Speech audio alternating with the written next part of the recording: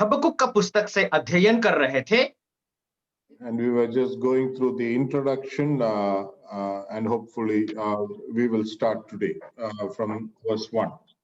और पिछले दिन हम लोगों ने पृष्ठभूमि की ओर देख रहे थे। आज हो सके तो पहला वचन से हम लोग अध्ययन करना शुरू करेंगे।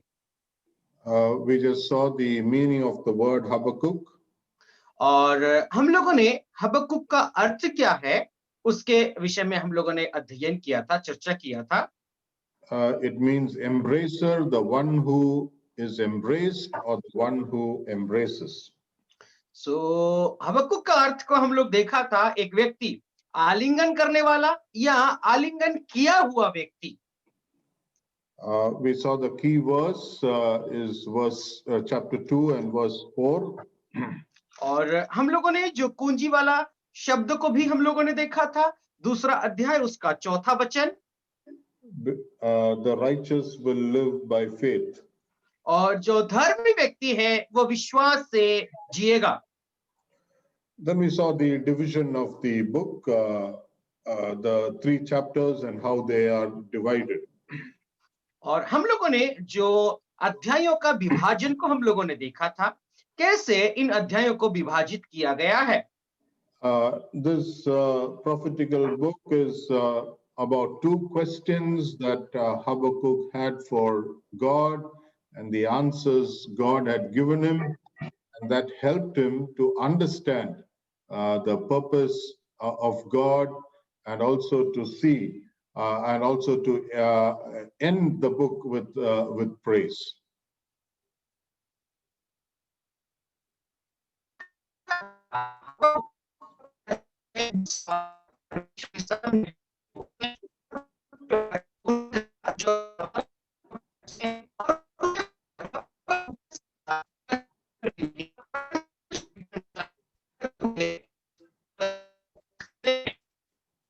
प्रश्न पूछता है और उसका उत्तर हम लोग हबक्कुक को परमेश्वर का ओर से दिया हुआ उसको हम उत्तर देखते हैं। We will just continue with just a brief introduction before we get into verse 1. और एक अध्याय में हम प्रवेश करने से पहले एक छोटा सा एक उसका जो एक परिचित व एक इंट्रोडक्शन से हम लोग जाएंगे। See, we have been studying the book of Jonah in the earlier classes. और पिछले दिनों में हम लोग योना का पुस्तक से अध्ययन कर रहे थे। See, Jonah is a prophet who failed to sympathize with God. और योना एक ऐसा एक भविष्यद्वक्ता है परमेश्वर का जो वचन के आधार पर दूसरे को प्रति जो दयालु दूसरे को एक दया नहीं दिखाने वाला एक भविष्यद्वक्ता का बारे में हम देखते हैं। But when we come to the book of Habakkuk, we see a prophet who failed to understand God. लेकिन जब हम लोग हबक्कुक का पुस्तक में जब आते हैं, हबक्कुक जो परमेश्वर को इच्छा व परमेश्वर का योजना को नहीं समझने वाला एक भविष्यद्वक्ता का बारे में हम लोग हबक्कुक को देखते हैं। And that is what we can see during the questions that Habakkuk had raised to God. इसीलिए हबक्कुक ने परमेश्वर का सामने जो प्रश्न सब उठा रहा है। Habakkuk would have lived during the times of the king Josiah and would have given the prophecy during one of the reigns, during the time of the reign of one of Josiah's successors. और योसाया जो एक राजा जो यहूदा का राजा था उस समय का जो पीरियड का हबक्कुक भविष्यद्वक्ता था। सो जोशाया किस प्रकार से राज्य किया था उस समय का हबक्कुक का जो भविष्यवाणी आया था। So when we come to 2 Chronicles chapter 34, we see the life or the reign of Josiah. जब हम लोग दूसरा इतिहास 34 अध्याय में हम देखते हैं जो यशाया का जो राज्य का समय के बारे में यशाया का राज्य के बारे में हम लोग देखते हैं। See, 2 Chronicles chapter 34. दूसरा इतिहास उसका 34वां अध्याय। We read in verse 1, Josiah was 8 years old when he became king. और हम लोग 34 अध्याय 1 पद में पढ़ते हैं, जो यशाया 8 साल का था वो शासन करने लगा। Okay, and he reigned for 31 years in Jerusalem. और जेरूशलेम में करीब 31 साल जोसाया ने शासन किया। Verse 2, we see that he did right in the sight of the Lord and walked in his ways of his father David and did not turn aside to the right or to the left. दूसरा पद पढ़िए कोई भी भाई। दूसरा पद, उसने कहा, उसने वह किया जो यहोवा की दृष्टि में ठीक है और जिन मार्गों पर उसका मूल पुरुष दाऊद चलता रहा उन्हीं पर वह भी चला करता था और उसने उससे ना तो दाईं ओर मुड़ा और ना बाईं ओर। Okay, so Josiah, we see that he was walking in the ways of the Lord. और हम लोग देखते हैं कि जोसाया परमेश्वर का रास्ता में चल रहा था। And then in verse 3, we see that in the 8th year of his reign, that is when he was 16 years old, while he was still a youth, he began to seek the Lord, seek God of his father David. और जब वो 16 साल का हुआ था तब से वो परमेश्वर का इच्छा बाद जो उसका जो पूर्व पुरुष दाऊद का इच्छा के अनुसार वो चलने वाला एक राजा था। Sibir, carry on. Put up your video and you can translate. Then only you will get the connection. Yeah, please. Okay. What we see is that Josiah, even as a young man, as a youth, he began to walk in God's ways. और योशिया जो है अपना बचपन से ही, जवानी के समय से ही परमेश्वर की राह, जो दाऊद अपना पिता था उसकी राहों पर वो चलने लगा। So right from his early days, he is walking or he is obeying the Lord. और अपना बचपन से ही वो परमेश्वर की राहों पर चलने लगा, परमेश्वर की राहों को वो तोलने लगा। Okay, it is something for the youngsters to remember that we need to, or we can obey the Lord right from our young age. और जवान लोगों के लिए एक संदेश है कि हम अपना बचपन से ही परमेश्वर को, हम लोग परमेश्वर के राहों पर चल सकते हैं, परमेश्वर को खोज सकते हैं। Then when we come down to verse 3 itself, he says that he began to purge Judah and Jerusalem of the high places, the carved images and the molten images. और हम लोग तीसरा वचन के नीचे के और हम लोग देखते हैं तो उसने क्या किया है ना, जो यरूशलेम और यहूदा में जो मूर्ति वगैरह पूजा कर रहे थे ऐसे जगहों को वो शुद्ध किया, व शुद्धिकरण किया। And then in verse 4, they tore down the altars of Baal in his presence. और हम लोग देखते हैं कि जो बाल देवता की जो वेदियां थी उन वेदियों को उन्होंने तोड़ डाला, सत्यानाश कर डाला, काट डाला। Okay, he broke the carved images and the molded images to the ground and powdered it and scattered it to the graves of those who had sacrificed to them. Verse 4. और हम लोग देखते हैं कि जो व्यक्ति लोग उसको बलि वगैरह चढ़ा रहे थे उन लोगों को काट करके कब्र में उन लोगों को चित्रा डाला। Okay, you come down, we see that Josiah, he did everything to walk in the ways of the Lord. और योशिया को हम लोग देखते हैं कि उसके जीवन से जो कुछ भी संभव है परमेश्वर के राहों पर चलने के लिए वो सब काम उन्होंने किया। Because his priority was to walk in God's ways. और उसका जो प्राथमिकता था कि परमेश्वर की राहों पर वो चले। He wanted to see that God's name is glorified in the land of Judah.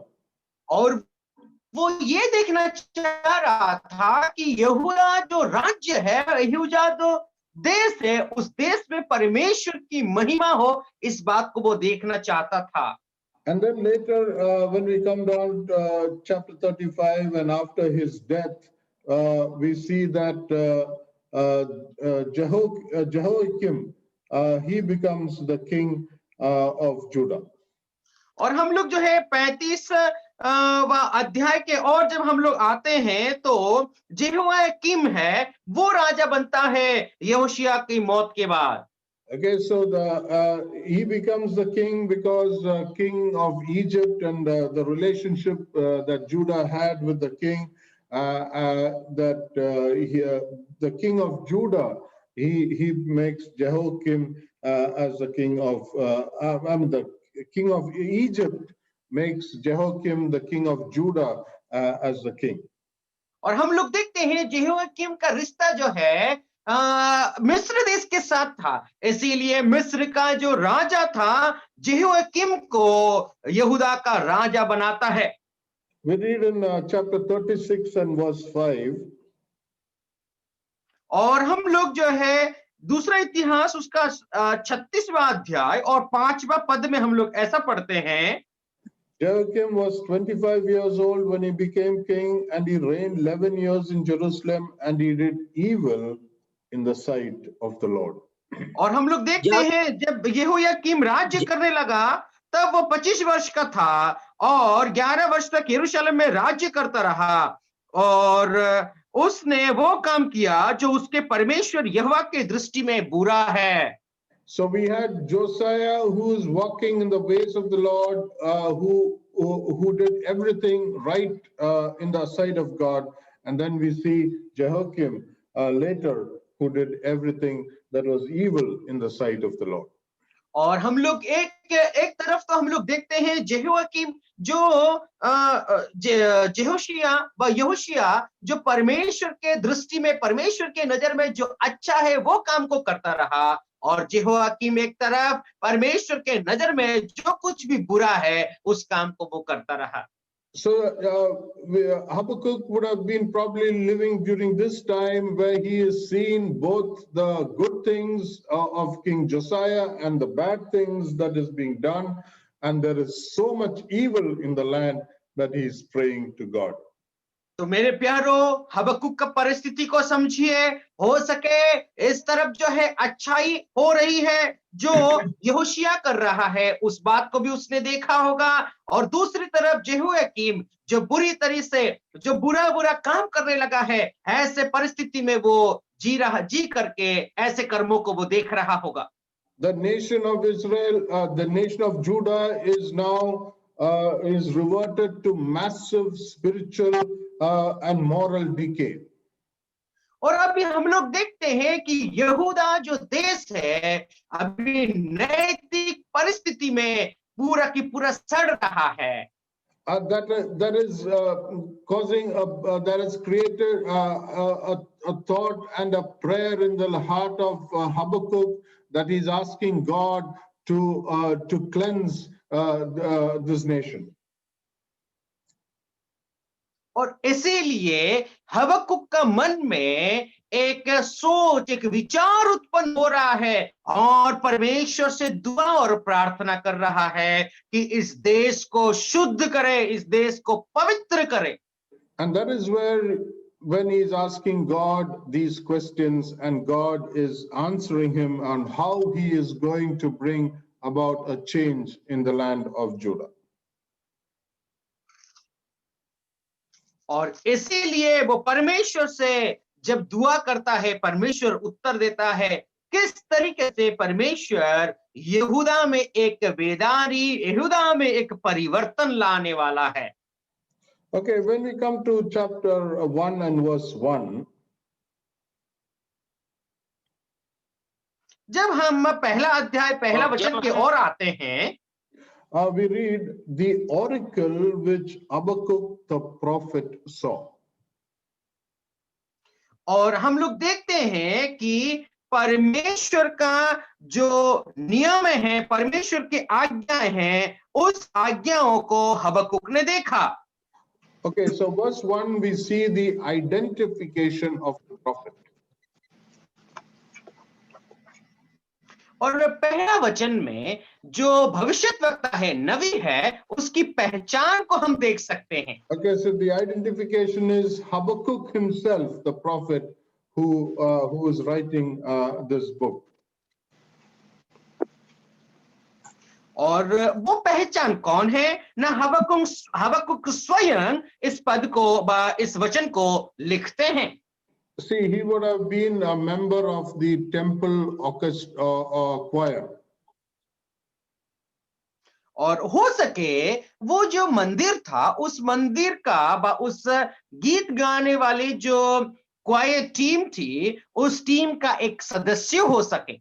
Because in chapter 3, when he writes the praise, when you come to chapter 3 and verse 19, we read that it's written there, for the choir director on my stringed instruments. और हम लोग देखते हैं कि तीसरा अध्याय 19वां वचन में जब वो लिखते हैं तो 19वां वचन में, यहोवा परमेश्वर मेरा मलबूल है और मेरे पांव की हिरण के समान बना देता है और वो मुझे मेरे ऊंचे स्थानों पर चलाता है। For the choir director on my stringed instruments, it's not there in Hindi. It is not there in 19 verse. It is not there in Hindi. Okay. When we look in the English Bible, it is mentioned the choir. It is written to the choir director. और अंग्रेजी Bible में हम लोग देखते हैं तो संगीत का निर्देशक के रूप में परमेश्वर जो है संगीत का निर्देशक के रूप में वहां पर हम लोग पढ़ सकते हैं। So probably Habakkuk would have been in the temple orchestra. और हो सके कि हबक्कुक जो है उस संगीत जो गाते हैं वहां का एक सदस्य हुआ करता था। So we see the identification of the prophet Habakkuk, and we see right at the introduction.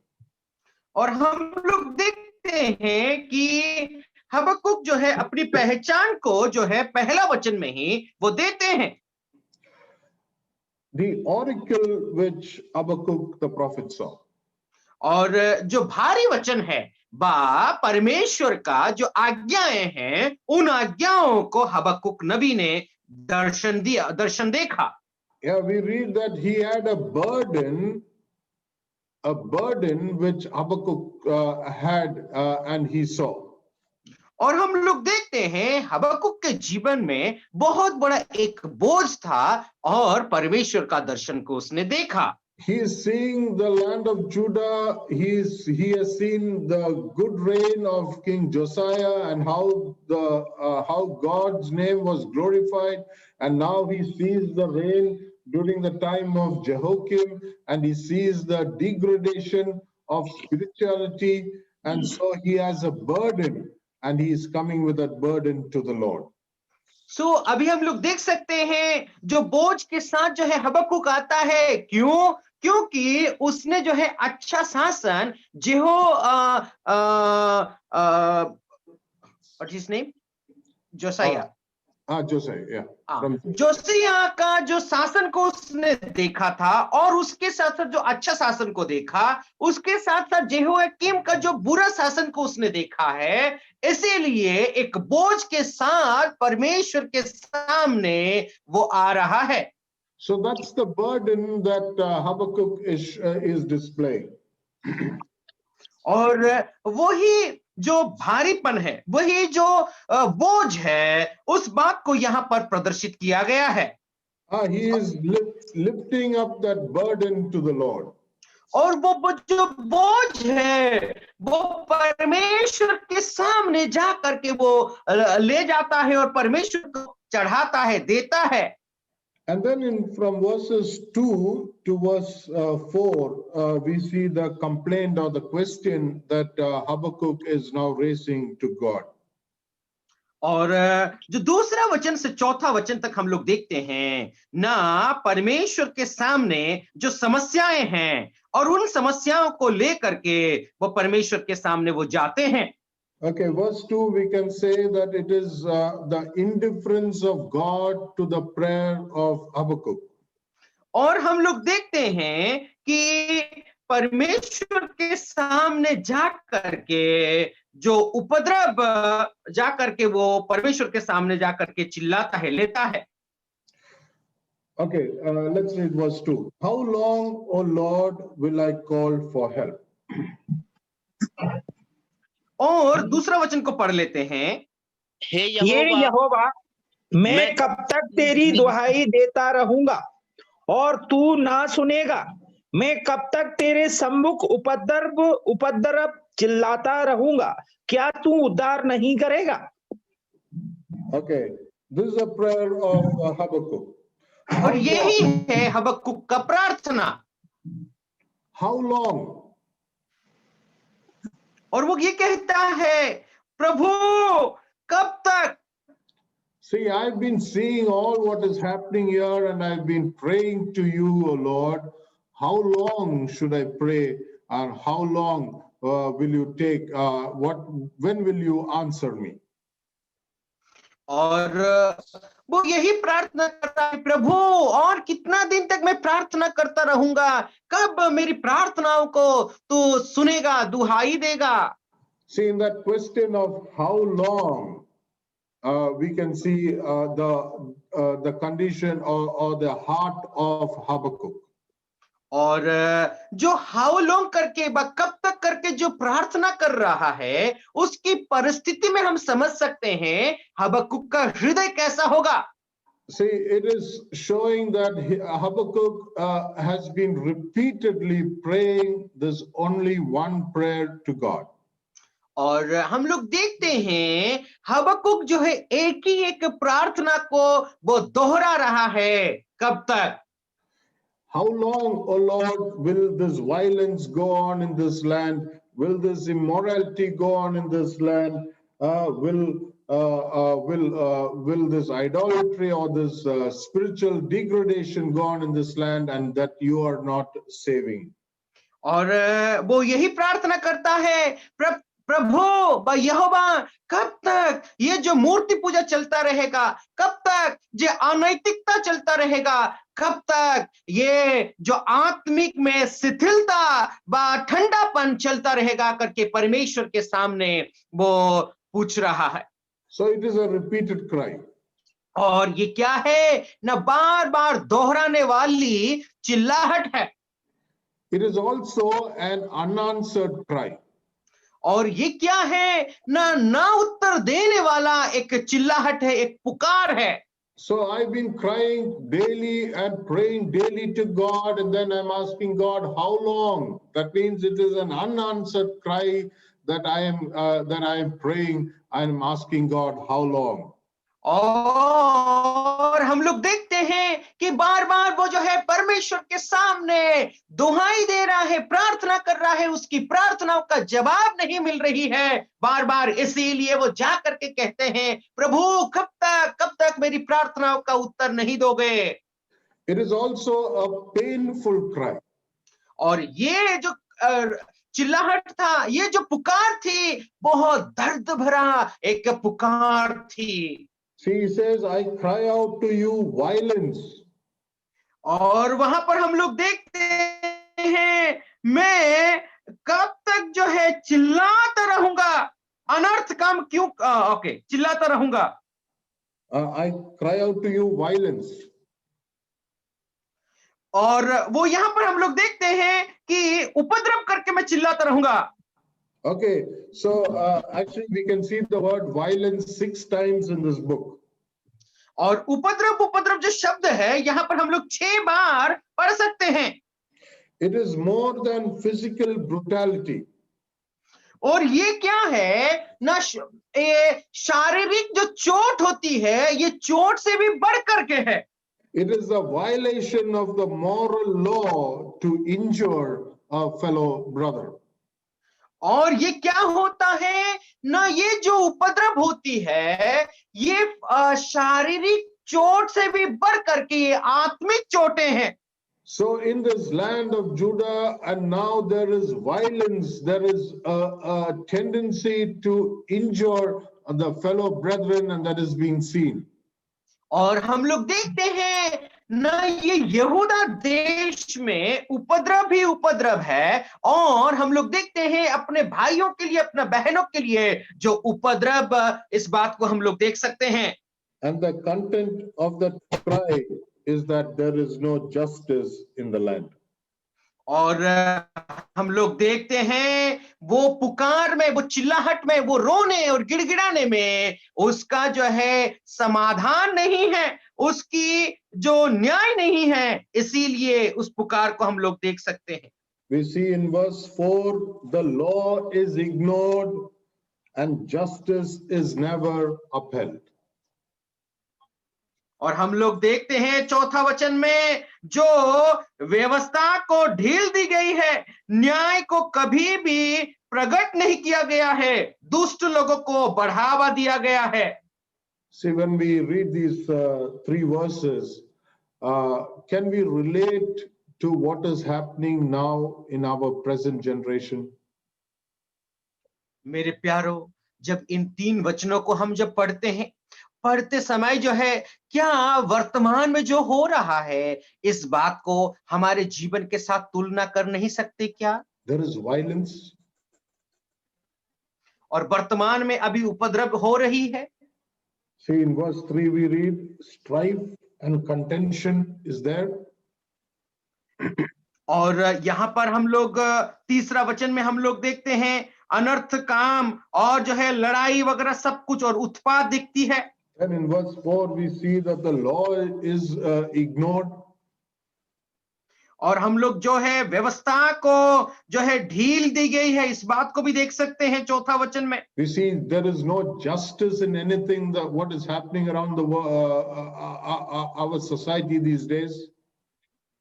और ये जो हमारे समाज में हम लोग देखते हैं, तो न्याय जो है बिल्कुल भी होते हुए हम लोग नहीं देख पाते हैं। The wicked surrounds the righteous. और जो है दुष्ट लोग हैं, वो धर्मी लोगों के चारों ओर घेर लेते हैं। And you and I, we are praying to God, and God, it seems that God is not answering. और आप और मैं रोज प्रार्थना करते हैं, ऐसा लगता है कि परमेश्वर हमारी प्रार्थनाओं का उत्तर नहीं दे रहा है। How long? और कितने वक्त, कितना दिन तक प्रभु? How long should I pray? मैं कितना दिन तक प्रार्थना करूं? See, God is not has not given it looks as if God has not given an evidence of listening to the prayer. और ऐसा लगता है कि परमेश्वर हमारी प्रार्थनाओं का उत्तर व प्रमाण नहीं देता है, ऐसा लगता है। It seems that God has not even heard this prayer. और ऐसा भी लगता है कि हमारा प्रार्थनाओं को तो परमेश्वर सुना ही नहीं है। So we are going to God with that one question, how long should I pray? How long? How long? और एक ही सवाल लेकर के हम परमेश्वर के सामने जाते हैं, प्रभु मैं कितना दिन तक प्रार्थना करता रहूं? See, God is also asking the question to us, how long?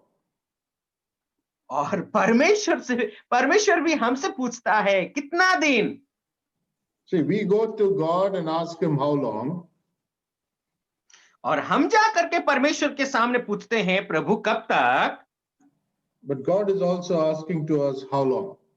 और परमेश्वर भी आपसे और मुझसे पूछते हैं, कितना दिन? See, Exodus chapter 16 and verse 28. आइए हम लोग निर्गमन का पुस्तक उसका 16 अध्याय और 28वां वचन को पढ़ते हैं। Exodus chapter 16 and verse 28. और निर्गमन उसका 16 अध्याय और 28वां वचन। Yes. तब यहोवा ने मूसा से कहा, तुम लोग मेरी आज्ञाओं और व्यवस्था को कब तक नहीं मानोगे? Yeah, see that question, kab tak, how long? और यहाँ पर हम लोग देखते हैं वो सवाल को, देखो कब तक? We are asking God, how long will all these things go on? और हम परमेश्वर से पूछते हैं, प्रभु ये कितना दिन तक चलता रहेगा? God is asking, how long will you refuse to keep और my commandments? परमेश्वर भी आपसे और मुझसे पूछता है, प्रभु कितना दिन? See, God, it looks as if God has not listened to our prayer. और देखो, हमको ऐसा लगता है कि हमारी प्रार्थनाओं को परमेश्वर ने नहीं सुना है। But in this verse, we see in verse 28 what we read. It also is a similar obedience, similar evidence of how we are also not obeying God. और हम लोग ये 28वें वचन में हम देखते हैं, मेरे प्यारो, वैसे ही एक प्रमाण है कि हम भी परमेश्वर की आज्ञाओं को नहीं सुनते, और प्रभु हमसे पूछता है, कब तक? God is asking that question, how long will you take to obey my words? और परमेश्वर आपसे और मुझसे पूछता है, मेरी आज्ञाओं को पालन करने के लिए और तुम कितना समय लोगे? So how long, O Lord, will I cry for help? और अभी हम लोग देखते हैं कि प्रभु आपके सामने मैं कितना दिन तक चिल्लाता रहूंगा, पुकारता रहूंगा। A repeated cry of Habakkuk. और ये जो हबक्कुक का बार बार पुकारने की एक बात को हम लोग देख सकते हैं। And his prayer to God is to purify the people. और उसकी प्रार्थना जो है, लोगों को शुद्ध करने के लिए वो प्रार्थना कर रहा है। And Habakkuk knew where to take his prayer to.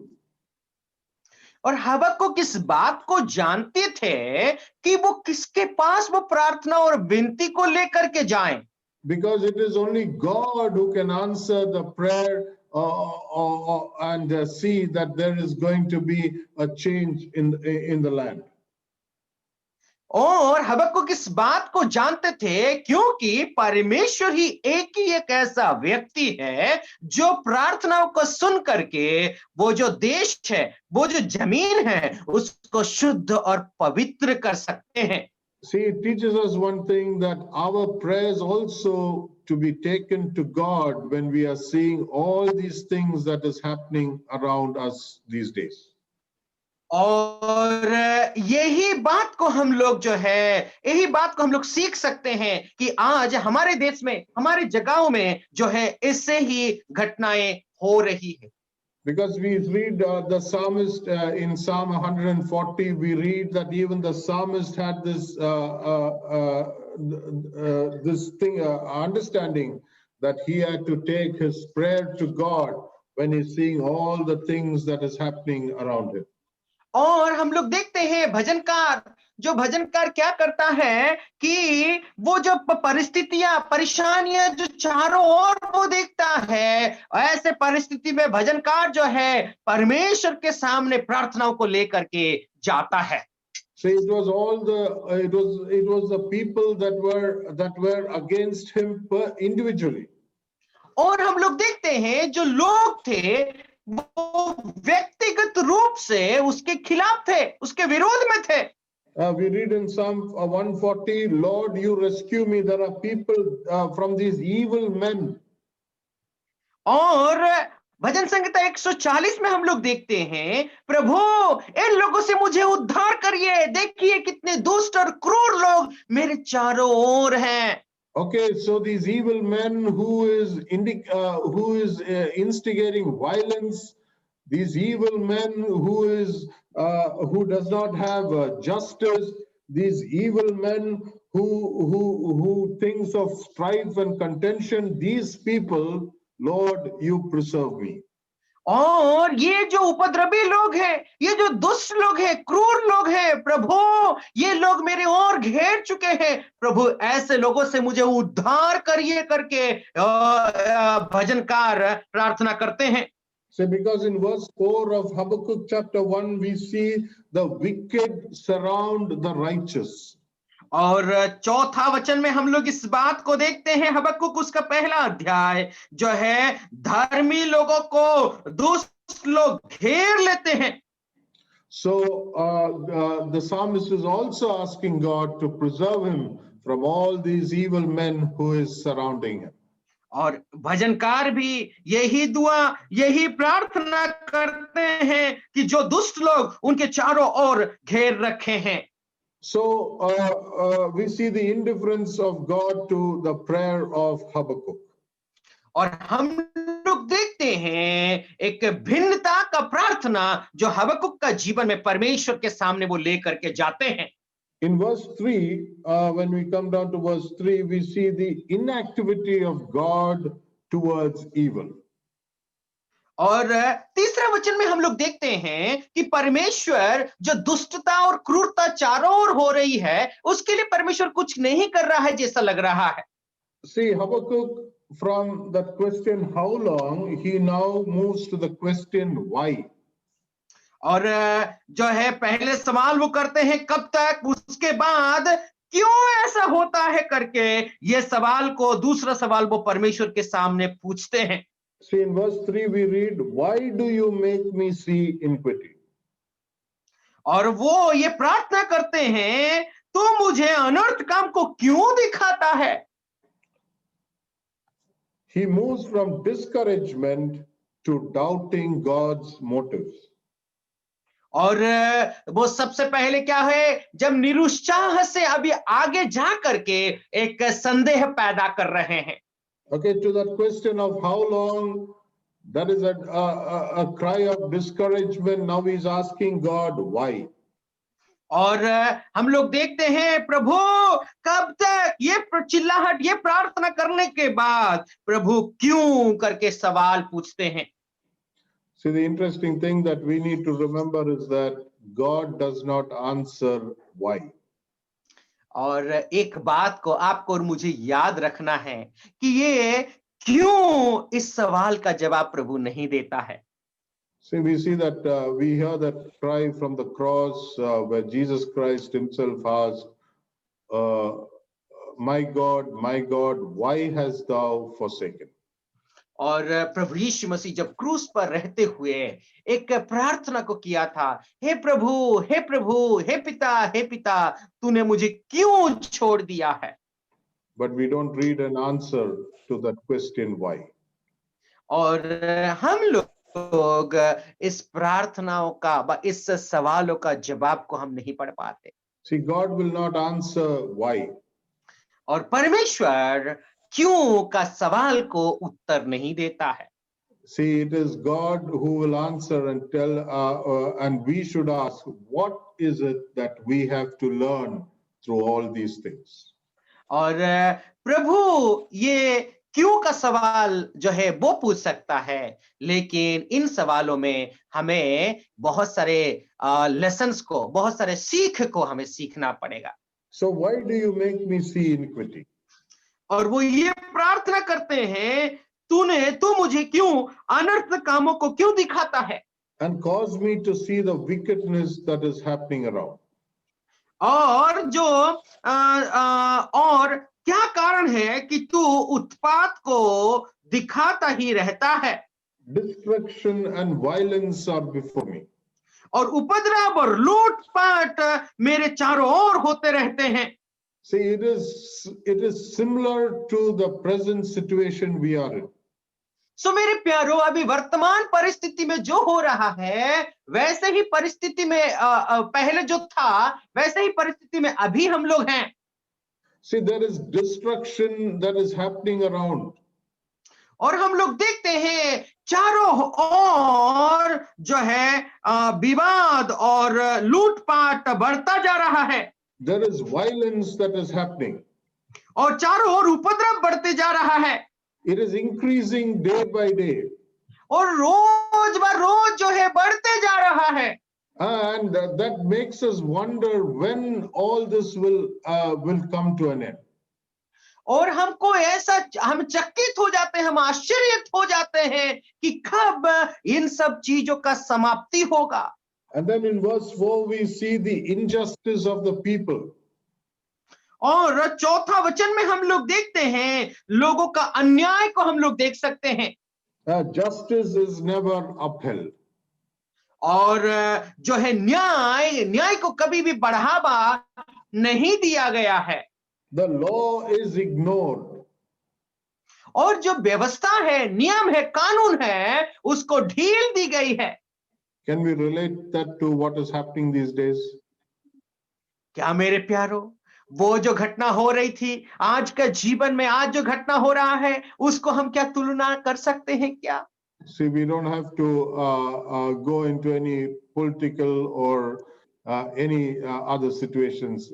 Right in our midst, we just have to think. All what is happening, it is similar to what Habakkuk had faced.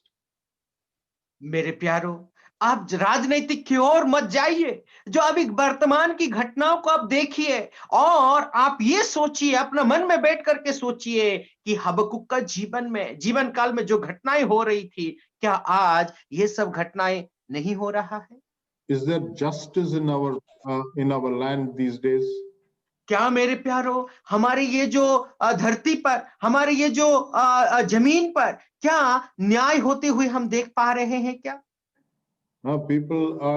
Things are increasing day by the violences, but the persecutions are increasing day by day. और रोज बा रोज जो है उपद्रव हो रहा है, रोज बा रोज जो है सतावटी हो रही है। Iniquity is increasing day by day. और हम लोग देखते हैं कि अनर्थ का काम जो है रोज बा रोज बढ़ रहा है। The things that is happening, which it is what we have never thought of or what we can never think, those type of things are happening daily in our country. सो मेरे प्यारो, जिस बात की हम लोग कल्पना भी नहीं किए होंगे, ऐसे घटनाएं, ऐसे चीजें जो है आज हमारे देश में हो रहा है। That is among the unsaved people. और वो किसके जीवन में? न उद्धार पाए हुए लोगों के जीवन में, लोगों के बीच में ये सब घटनाएं हो रहे हैं। But also you just think what is happening among the saved people, among the church, the church goers. और आप लोग सोच करके देखिए, जो उद्धार पाए हुए लोग हैं, कलीसियाएं हैं, चर्च हैं, इन लोगों के बीच में भी क्या-क्या घटनाएं हो रही है।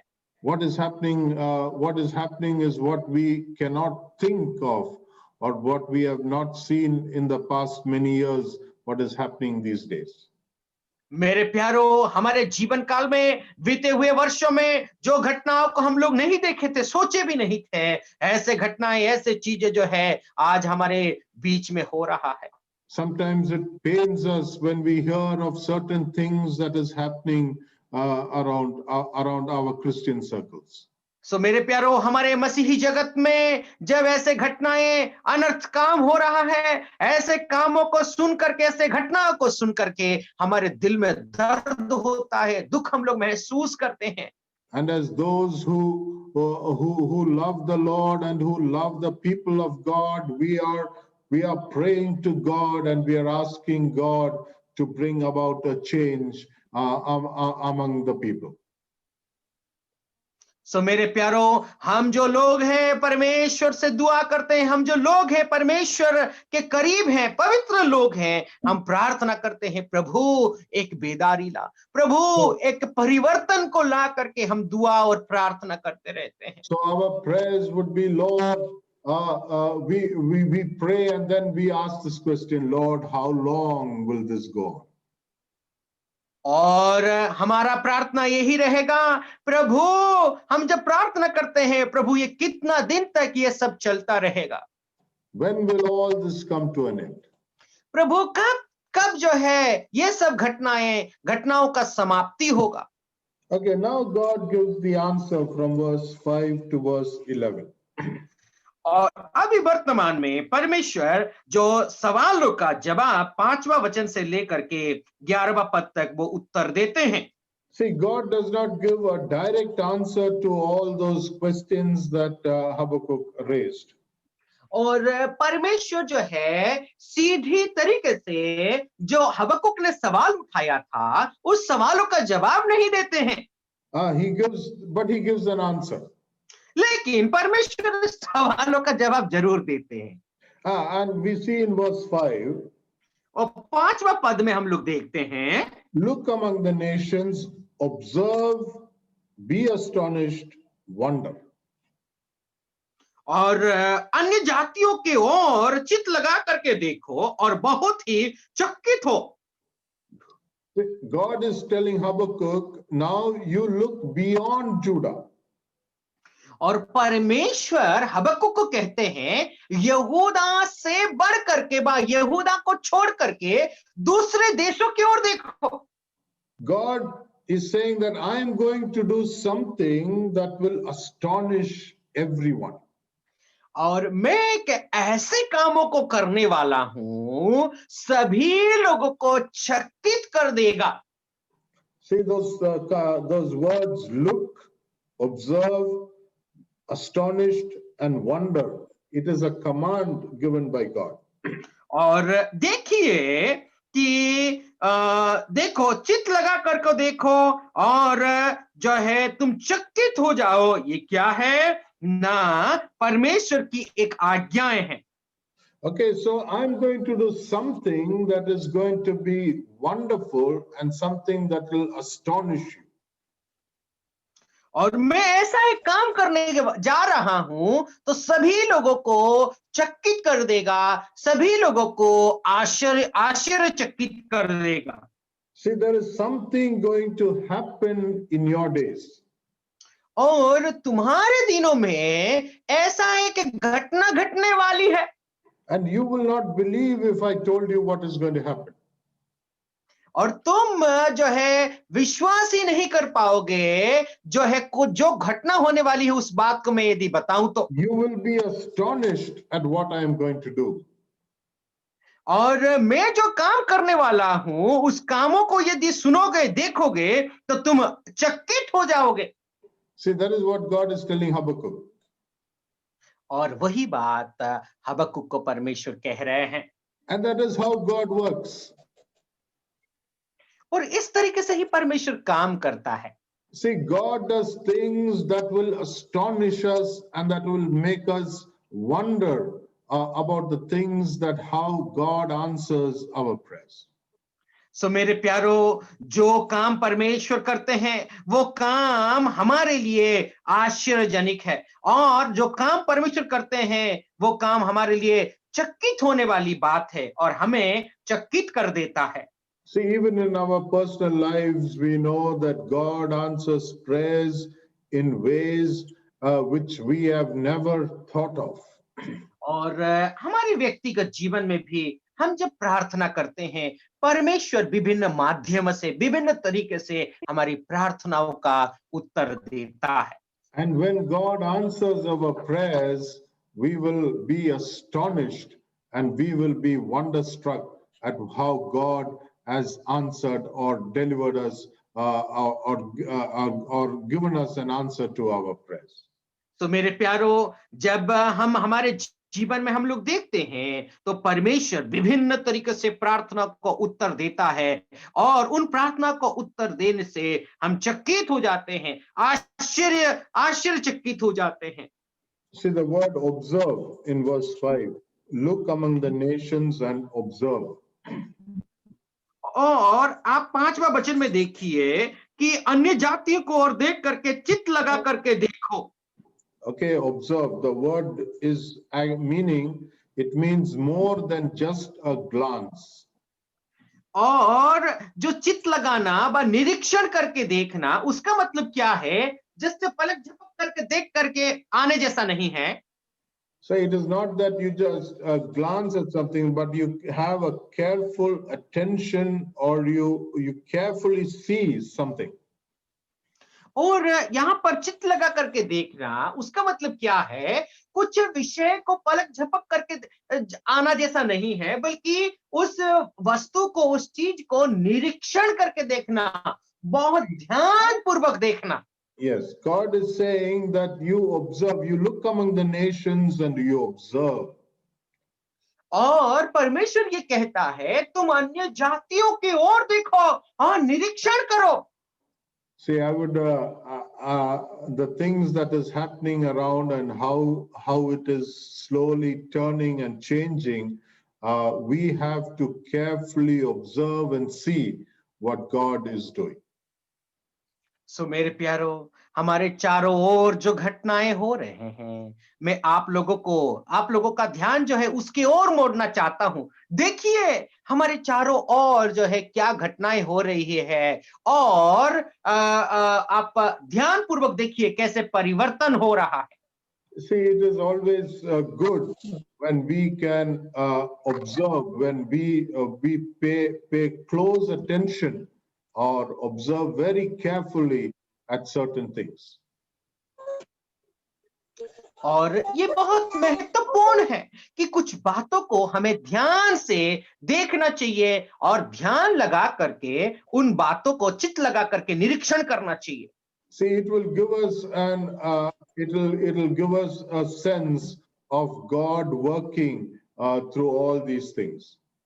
और हमें ये महसूस होगा, हम इस बात को जान पाएंगे कि परमेश्वर हर एक परिस्थितियों में कार्य कर रहा है। How God works is going to be a wonder. और परमेश्वर कैसा काम कर रहा है उस बात को आप देखेंगे तो आप चकित हो जाएंगे। How God is going to work is going to be an astonishment to you. और परमेश्वर कैसा काम कर रहा है उस बात को आप देखेंगे तो आप तो चकित हो जाएंगे। But it's always good to observe and see what God is doing.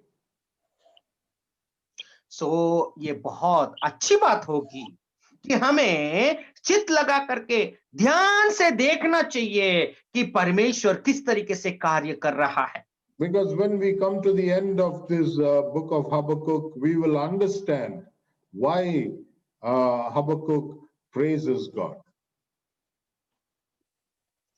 और इस पुस्तक के आखिरी भाग में जब हम लोग आते हैं कि हबक्कुक क्यों परमेश्वर की प्रशंसा, परमेश्वर की स्तुति कर रहा है।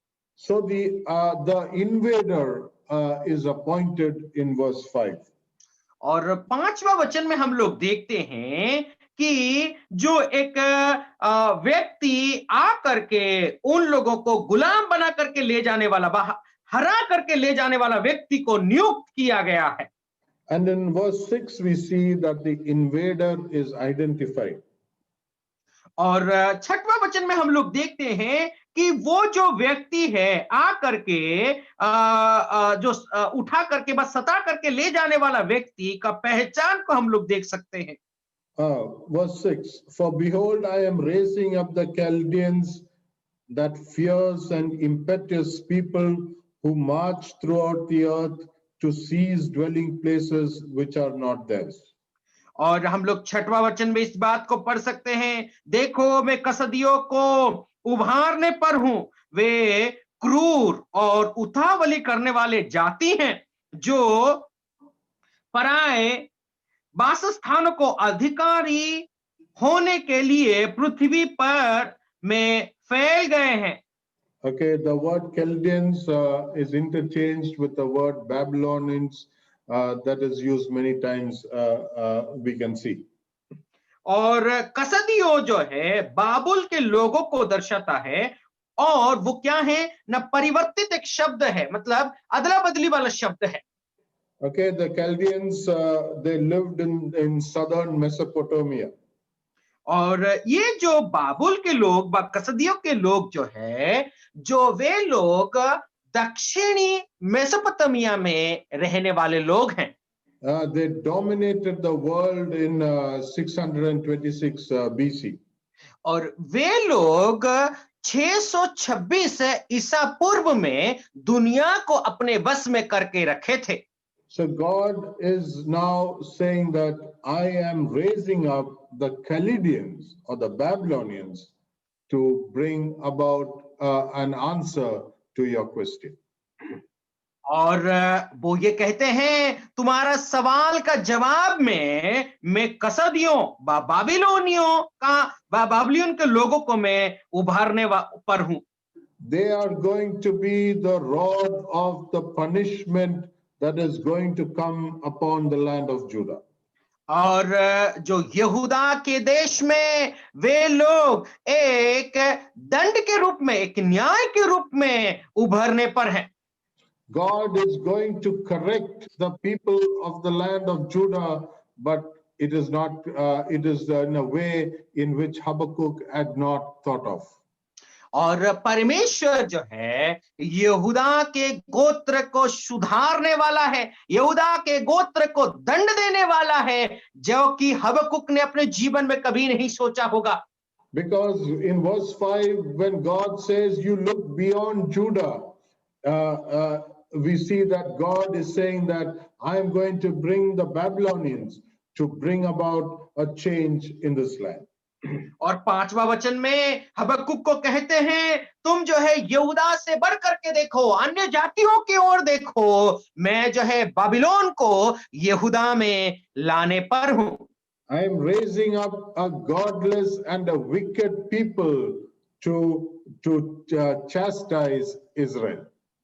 और मैं ऐसा एक जाति को उठा रहा हूं जो जाति की परमेश्वर का भय नहीं मानता है और वो क्रूर जाति है, क्रूर देश है, ऐसे लोगों को मैं लाने पर हूं। That is why God is saying you will be astonished. और इसीलिए परमेश्वर जो है हबक्कुक को कहता है, तुम आश्चर्यचकित होने वाले हो। I'm going to raise up somebody who's totally who's godless, and he is going to correct this generation of Judah. और जो ईश्वर रहित व्यक्ति हैं, ईश्वर रहित लोग हैं, ऐसे लोगों को मैं उठाने वाला हूं और वे लोग आकर के यहूदा को सुधारेंगे, यहूदा को करेक्ट करेंगे। That fierce and impetuous people, we read in verse 6. और 6वां वचन में हम लोग देखते हैं, वे लोग क्रूर और उतावली करने वाली जाति है। Okay, they are fierce. Yes, uncle. They are fierce. They are fierce. और वे लोग जो है उन लोग डराने वाले लोग हैं। You are seeing violence in your land. I'm going to bring a fierce people to see that violence is going to be removed. सो तुम कह रहे थे कि उपद्रव हो रहा है हमारे देश में, लेकिन वो जो उपद्रव कर रहे हैं, ऐसे लोगों को डराने वाले लोगों को मैं लाने वाला हूं। A totally a different group of people, God is saying, I'm going to raise to bring about a correction in Judah. और यहूदा को सुधारने के लिए एक अलग किस्म के लोग, एक भिन्न प्रकार के लोगों को मैं लाने वाला हूं। See, what does that teach us? मेरे प्यारों, ये हमारे लिए क्या शिक्षा देता है? God gives unexpected answers to prayers. परमेश्वर हमारा सोच और समझ से सोच नहीं सकते ऐसे जवाब परमेश्वर आपसे और मुझसे देने वाला है। See, what Habakkuk had never expected, God is going to do. हबक्कुक अपने जीवन में कभी सोचा ही नहीं होगा, लेकिन परमेश्वर ऐसे काम को करने वाला है। To discipline the people of God, God is now raising up another group of godless generation or a godless country who's going to come and invade this land and to bring about a correction among the people. सो जो परमेश्वर के लोग हैं, परमेश्वर के भय मानने वाले लोग हैं, जो उपद्रव कर रहे थे, ऐसे लोगों के बीच में परमेश्वर जो ईश्वर रहित है, ऐसे लोगों को, ऐसे जाति को उत्पन्न करेगा ताकि ये जो परमेश्वर के भय मानने वाले लोगों को सुधार सके। To discipline God's people, God will do whatever he pleases. और जो परमेश्वर के लोगों को सुधारने के लिए परमेश्वर जो कुछ कदम हो सके उन कदमों को उठाएगा और उन लोगों को डिसिप्लिन करेगा, सुधारेगा, शिक्षा देगा। And he is the sovereign God, and he is in total control of the situation of the things that is happening around the world. और वो परमेश्वर सर्वाधिकारी सर्वभौम परमेश्वर है। वो सुधारने के लिए कुछ भी कदम उठाने का हो वो उठा करके उन लोगों को वो सुधारेगा। Whatever Habakkuk had thought of, God is not going to answer in that way. God is going to answer differently. और हबक्कुक अपने जीवन में जो कुछ भी सोचा होगा उस तरीके से प्रभु उत्तर देगा करके, लेकिन परमेश्वर विभिन्न तरीके से व अलग तरीके से उन सवालों का जवाब देने वाला है। We also have to take comfort in the fact that God will answer our prayers, but God will answer in ways that is totally unexpected. और हमें हर समय तसल्ली लेनी होगी कि हमारी प्रार्थना को प्रभु उत्तर देगा, लेकिन प्रभु का उत्तर एक अलग तरीका, एक अलग किस्म का उत्तर होने वाला है। So the invader has been appointed and the invader has been identified. और जो हम लोग देखते हैं कि परमेश्वर जो है क्या है ना, एक ऐसा व्यक्ति को जो उन लोगों को हराने वाला व्यक्ति का पहचान को हम लोग यहाँ पर देख सकते हैं। Okay, next time we will see the invader who has been described, and we will come to a conclusion of God's answer to the first question. And out of God's answer, Habakkuk has the second question. सो मेरे प्यारो, आने वाला समय में जो आक्रमणकारी है उसकी पहचान को और विस्तार रीति से देखेंगे। उसके साथ साथ हम लोग जो है वो सवाल का जवाब के अनुसार हबक्कुक दूसरा प्रश्न को पूछ रहा है, उन प्रश्नों को भी हम लोग अध्ययन करेंगे। But keep in mind that God is in control and God will answer our prayers. एक बात को अपना मन में ध्यान करना है, अपना मन में रखना है कि परमेश्वर सब कुछ को नियंत्रण करने वाला परमेश्वर है और हमारी प्रार्थनाओं को उत्तर देने वाला परमेश्वर है। And he will answer our prayers in the most unexpected manner. और हमारी प्रार्थनाओं को परमेश्वर उत्तर देगा जब कभी हम लोग सोचे भी नहीं होंगे, समझे भी नहीं होंगे, इस तरीके से परमेश्वर हमारी प्रार्थनाओं का उत्तर देगा। May the Lord bless us with these words.